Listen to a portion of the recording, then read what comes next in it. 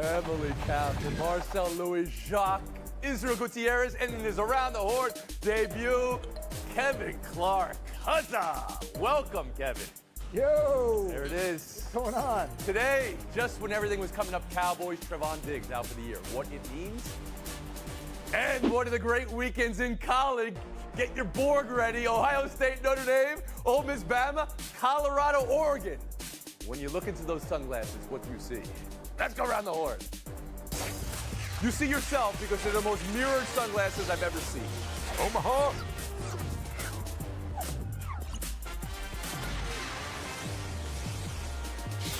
Kevin Clark is the host of This Is Football from Omaha Productions. It's a must-listen podcast. Previously, all things football for The Ringer and The Wall Street Journal. He's Orlando raised. He's forged by the U. Kevin, you've got 7 seconds. Tell us your life story. Start at the beginning. Leave nothing out. This one's easy. I was born in Orlando, Florida. I've been watching this show since I was a kid. I am thrilled to be here.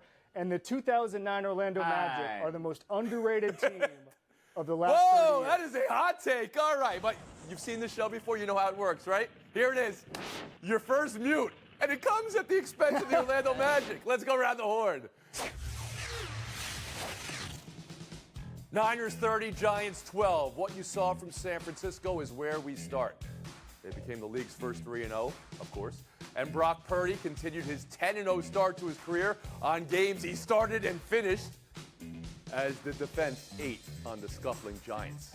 For a spotlight on Purdy, a bit of an inaccurate start, and he had those yacky pickups, as is their offense, and strong final numbers. Kevin Clark, right out of the gate, around the horn to you. Do they seem like the best team in the league right now? Are there any weaknesses? They're not the best team in the NFL. The Dallas Cowboys are. I think it's a very bad sign for the New York Giants. Every time a team plays the New York Giants, we ask if they're the best team in football. Seems like a bad sign.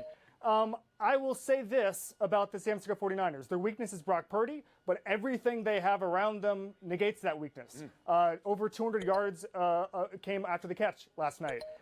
Their blitzing from the Giants was basically irrelevant by the time the second half came around. Brock Purdy came into that game 26th in the NFL in EPA when facing the blitz. He carved them up last night, 247 yards, 2 touchdowns.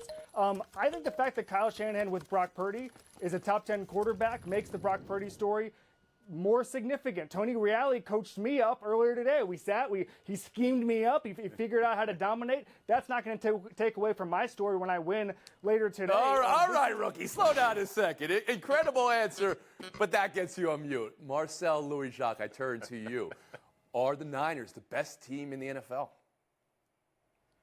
I'm not sure if I'm ready to call them the best team in the NFL. I'm down to call them the best team in the NFC. However, Dallas is right there. Philly is right there. But I think that San Francisco is just so complete at every level, every position. And when it comes to their quarterback, I mean, he's like a perfect puppet of Kyle Shanahan. There's a lot worse coaches you could be a puppet for. Purdy just unflappable in the face of a blitz. He moves slow but methodical. It's like he never panics. Like, if that's your weakness, I think you're doing just fine. It's also the best front seven in the league, one of the best secondaries in the NFL as well. And a scary sign, they committed 6 penalties for 71 yards last night and still won 30-12. This is the 5th most penalized team in the NFL right now.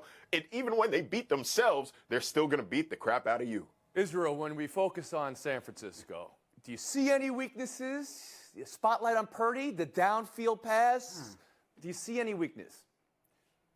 I think when we assess the 49ers, we're all kind of Daniel Jones looking at that Niners defense like, I don't know what to do here. Like, you look everywhere on the field, you've got a Bosa here, you've got a Warner here. On offense, you've got a Trent Williams and a Kittle, and you've got McCaffrey, and you just, what do you do with this team? And you sort of look at the big picture, and I think Kevin's right, although he did spend a little bit too much time in the pocket there himself.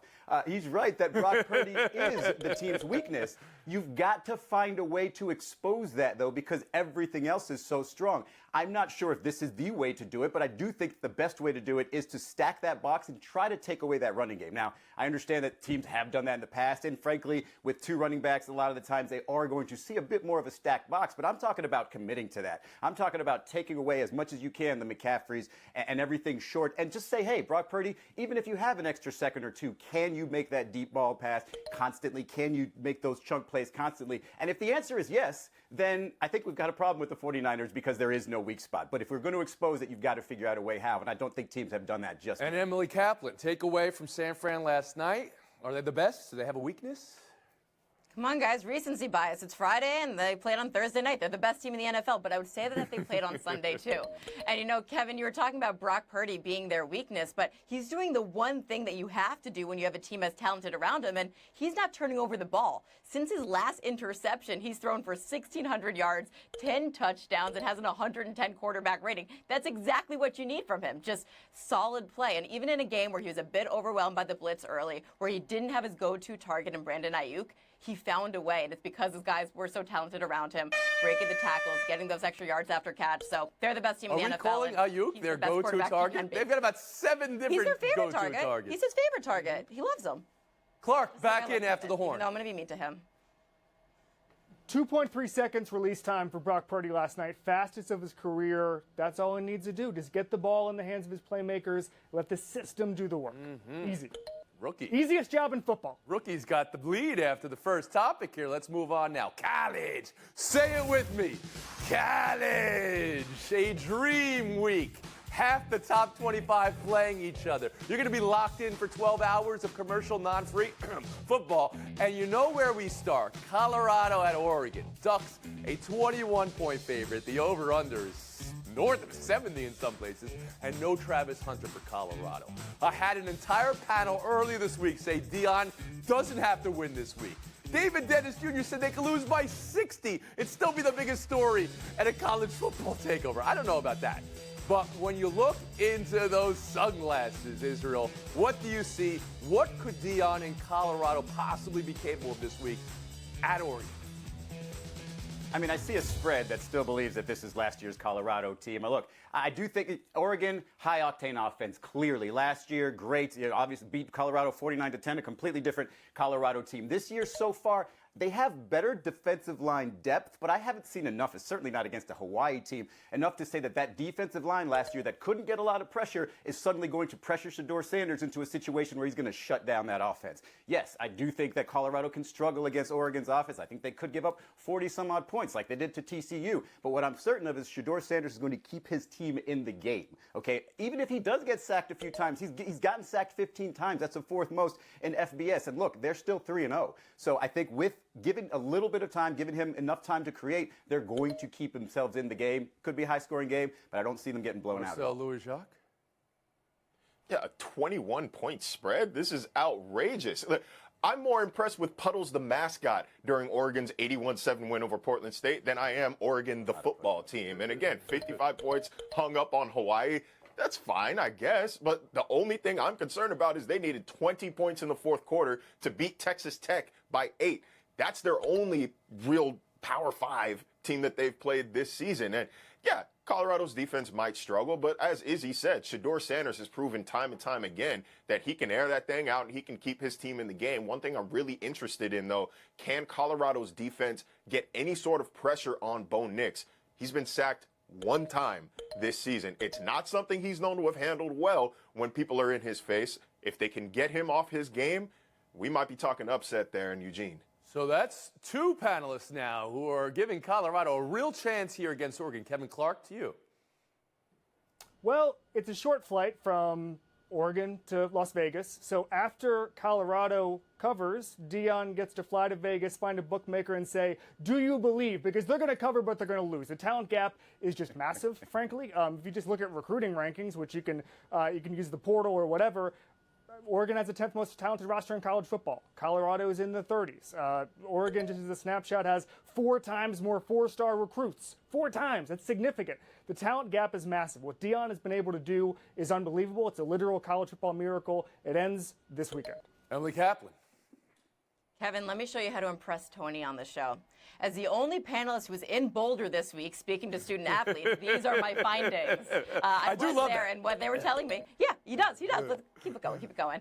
They were just talking about what a business atmosphere that Dion has brought in. It's turning over the entire roster. That's something you see in the NFL. It's the fact that the guys that he brought in are really the only guys that are taking advantage of NIL. But this is a business trip, and we're going to see how professional they are. And it's a challenge when you're without Hunter, a guy that's a Heisman conversation guy who's playing 88% of your snaps. It's not like losing one player. It's like losing two players.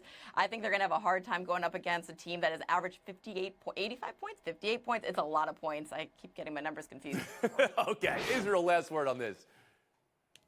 Well, I think the good thing for that Colorado defense and the coaching staff is I think there's a good amount of tape on Bo Nix in college. I hear you. But are you picking Colorado? That's what we need to know here, Israel. You walk to the line. Are you picking them? Sure. I'll take Colorado to upset. Oh, no, he's so casual about it. Oh, yeah. All right, there we go. We'll move on. More college. Give it to me. College. Ohio State at Notre Dame, number 6 versus number 9. These two do not play often. To have this matchup now in September, Marcel, who's the better team going in? Who will be the better team going out? This one's tough, Tony. In situations like these, I like to look at two things. Who's got the coaching advantage and who's got the quarterback advantage. Despite his accomplishments, I don't know if I'm ready to call Ryan Day that much better of a coach than Marcus Freeman, but I am ready to say Sam Hartman is a better quarterback than Kyle McCord. The college football's leader in touchdown passes through his first 4 games. I'm going to take that guy, the one who wears his own rib over his neck, more than the guy who played high school football with Marvin Harrison Jr. And one more thing. This is the first time that Notre Dame has scored 40 or more points in all 4 of their first 4 games since 1900. When they played 3 high schools in their first 4 games somehow. What were the standards back then? So you believe the offense here for Notre Dame, and you believe the quarterback, Sam Hartman, is what puts him over the top Saturday. Kevin Clark, how about you? So I agree. You want to talk about modern college football? Notre Dame went out and got a quarterback because they were going to have a quarterback problem. Ohio State did not do that. Alabama did not do that. Georgia did not do that. What do they have now? The best deep ball passer in college football. 8 touchdowns, over 20 yards. That's significant. It's going to pay dividends. Notre Dame's a legitimate playoff contender, not a fake Brian Kelly playoff contender. They might win a game. Emily Kaplan? Forgive me, Father, I'm about to sin. I'm a rival Big Ten school about to defend Ohio State. They've lowered in the rankings, and all they've done is handily beat the 3 teams in front of them, allowed 10 points total in 3 games. Sure, they don't have a quarterback advantage, but they are more talented all across the field, and I feel like Notre Dame's got a big game problem. And Israel Gutierrez. Used to be where Notre Dame would need to run the ball to open up that passing game. They don't have to do that anymore. Hartman is not only throwing the ball, but throwing the ball deep. 11 plays of 40 or more yards there. I've got Hartman over McCord in this one. I think Notre Dame will win. I think the inexperience for Ohio State at quarterback will doom them. Loaded schedule. I mean, Florida State versus Clemson. Kevin, I heard you ripping on that right before we sat down. Please give me your hot take. If Florida State wins this weekend, punch their ticket to the playoffs. It's over. It's September. You see, the rookie's got hot takes. Fire Cell will be next. Welcome back to Around the Horn, coming to you from the Heineken River Deck at Pier 17. NFL Week 3. Cowboys-Cardinals will be Dallas' first game without Trayvon Diggs. Let's talk about it. 2 games is nothing. It's not even a sample size, but the way this Cowboys defense looked against the Giants and the Jets. This was 85 Bears, 86 Giants, 2,000 Ravens, 2002 Bucks vibes, wasn't it? So now what the injury does, as they'll miss the entire season with the torn ACL, and what's the workaround for the Dallas defense? Kevin Clark, how does Dallas go forward without Diggs? Are they going to be in trouble without him? It's going to hurt. I thought it was fake, but I looked it up 5 different ways. The passer rating against Diggs this year was 1, a single digit, 1. That is pretty good. However, here's a couple other stats. They had more pressures against the Giants than any team has had against anyone in 2 years. They have 7 Cowboys who have had at least 5 pressures over the last 2 games. They know how to create havoc against a quarterback. The best way to get a good cornerback play is to destroy the quarterback. They can do that still. This is not a season killer at all. And as you said earlier in the show, they're still your number 1 team in the Clark Power Rankings. Isn't that right? Okay. Marcel Louis-Jacques on what this team might do to work around the loss of Diggs. Like, there's a reason why the first 2 highlights back from commercial were of Micah Parsons. As long as that guy is healthy, as long as Tank Lawrence is healthy, this Cowboys defense is not going to skip much of a beat. That front 7 is still ferocious to the point where you only need replacement level secondary play. Diggs, as awesome as he is a luxury. He's a dessert. He's the cherry on top here. But they might switch from going from more of a man-heavy scheme to zone-heavy, and that's going from number 1 against quarterbacks, number 1 in QBR, to number 3 in QBR. So I think they're going to be just fine. Again, as long as 11 and 90 are on the field, this defense is going to cause Israel problems. Gutierrez, are you as laissez-faire as our previous panel? I do think they're going to play less man. They've played the most man when Diggs is out there. It's basically 60% of the time. But that's because they also have Gilmore there, and they have that front 7 or that defensive line that makes you feel confident in playing man, regardless of who's really out there. So it does probably affect Dan Quinn some, and he's probably going to have to play zone a little bit more. But again, when you can pressure the quarterback that much and you have that type of luxury, you have those options as a defensive coordinator. Not going to worry you too much. Everyone's still high on the Cowboys. Emily, you? I'm sorry, I need to go back to what Marcel said. Obviously, as a Penn State alumna, I'm watching Micah Parsons there, but I saw Trayvon Diggs as a one-man wrecking crew in most of those highlights. I mean, you can call him a luxury, but over the last 3 seasons, no defensive back has allowed quarterbacks to a lower rating. How is that a luxury? So I think they can get through the regular season fine. Of course, they've got the pass rush. Of course, they've got depth, but this is the type of loss that hurts you when you get to the playoffs, which is where the Cowboys really need a win. Just when everything was looking perfect for Dallas. Well, you get the Cardinals this week. You can still look pretty strong no matter who they threw out there. We'll move on. 9-0-2s. Somebody's got to win this weekend, right? Vikings play the Chargers, but knowing them, they'll probably tie. But somebody's got to win this weekend. The Carolina Panthers will have to start Andy Dalton at Seattle. They've declared Bryce Young out with an ankle. He hurt Monday night. Some thought it was on a tackle. Frank Reich seems to think they don't know when it could happen. He could miss 1 to 2 weeks. Pre-draft, there was so much focus on his size, whether he could handle NFL hits. Emily, how big of a problem is it that Young is already out by week 3? I think it's kind of a problem, especially mentally. Look, I'm not going to call him a bust. He's on a bad team, but he showed me nothing to get excited about in those first 2 games. And especially if Richardson, who could come back in week 4, and Stroud look good, we can start saying, did they make the wrong decision at number 1? Are we looking at another Mitch Trubisky situation? And what does that do for this young guy mentally, if that's the conversation we're all having? Israel Gutierrez? It doesn't matter where you were drafted. Not every good quarterback is going to come out of the box on fire. And like Tua Tagovailoa just was benched recently a couple years ago in favor of Ryan Fitzpatrick, and look at him now. So I don't think it's too much to say Bryce Young, whether he is benched or whether he's hurt, is any reason to make this assessment, oh, he's a bust. I think you can go ahead and take your time, sort of make sure we know what his strengths are, and then put him back out there, when he's capable. Marcel Louis-Jacques? Yeah, I'm more concerned with why Panthers OC Thomas Brown said his ankle injury didn't impact his play, but it's still bad enough to hold him out of today. Not freaking out. Rookie quarterbacks are supposed to struggle. Don't let the Burrows and the Herberts of the world get it twisted. This is normal. Not worried about Bryce at all. Clark.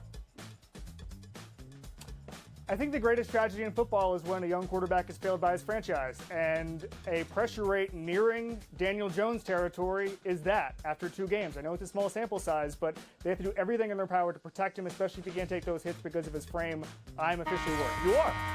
Is there any thought that some time away to slow things down might benefit him here, miss a week or 2, and he would be back to a clean slate, Kevin?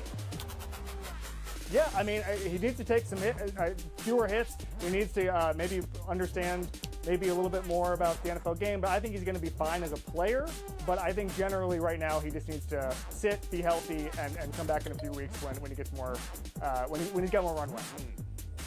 Runway for the rookies. They'll be in showdown. Kaplan, Gutierrez, the vets could do nothing to stop this. Marcel Louis-Jacques, Kevin Clark, that'll be our showdown next. Louis-Jacques and Kevin Clark in showdown. Good luck, gentlemen. Interesting game this NFL weekend. 1-1 Bills at the 2-0 Commanders. The Bills are a touchdown road favorite. You don't see that often. Marcel, who needs to show you more Sunday? I'm going to go with Washington. Yeah, they're 2-0, but those are one-score wins over the Cardinals and the Broncos. And even the Broncos win had some controversy with that 2-point conversion at the end. I think a win here is going to go a long way for Ron Rivera in proving his value to the new ownership group. Casey? The Bills need to show that week 1 was a fluke, or else Bills fans start to panic. Sam Howell holds on to the ball forever. If they can't get sacks, the middle of the road and pressure rate through 2 weeks, if they can't get sacks against Sam Howell, something is wrong and they're not a Super Bowl contender. I need to see something with the Bills here. Point. Clark, we'll move on. NBA's new flop rule has a new word, okay? They have an acronym now created for quick and easy adjudication, and that word is STEM. Secondary, theatrical, exaggerated movements. Kevin, is STEM better than flop? And we love this question because we just get to show the greatest stems and flops of all time. Is STEM better than flop, Kevin? No, you cannot yell STEM. You can yell flop, though. Having said that, I want to see more props here. If we're going to exaggerate it, let's have more flags, challenge flags, Belichick-style stuff. But STEM is not better than flop. Bring back flop. Marcel Louis-Jacques. Why are we treating this like Voldemort? Like, call a flop a flop. We don't need an acronym here. Yep. It's cool that coaches get to challenge it, but I think players are just going to get better at acting. I agree with you both on the ruling here. Last week, Marcel, you knocked off a rookie, Bill Barnwell. This week, Clark gets the better of Louis-Jacques. Kevin Clark, congrats on your first win. Shout out to Around the Horn for giving me this opportunity. I've wanted to be on ESPN since I was like 3 or 4 years old and understood what TV was and what sports was. I think the first SportsCenter highlight I ever saw was Joe Carter hitting a home run against the Phillies to win the World Series. And ever since then, I've wanted to be on this channel, wanted to be on this show since I was in middle school. Appreciate it. Won't take the opportunity for granted. It's a real dream. I love you guys. Congrats. All right. Don't be a stranger. Your first win. Come back Monday. Coming back? Or Thanks, guys. We'll see you I'll Monday. be there.